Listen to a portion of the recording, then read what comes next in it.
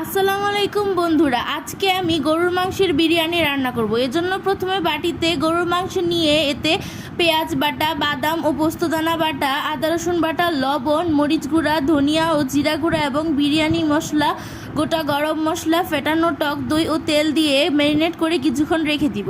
এবার তেল গরম করে পেঁয়াজ কুচি বাদামি করে ভেজে এতে ম্যারিনেট করা মাংস দিয়ে ঢেকে রান্না করব। কিছুক্ষণ রান্না করে ঢাকনা খুলে কাঁচামরিচ দিয়ে দিব।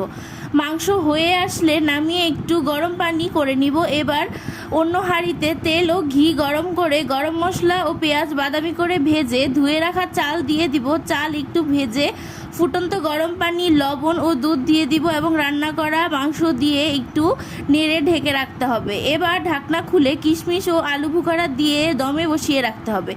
শেষে একটু ঘি দিয়ে নামিয়ে পরিবেশন করব, তাহলেই হয়ে যাবে গরুর মাংসের বিরিয়ানি।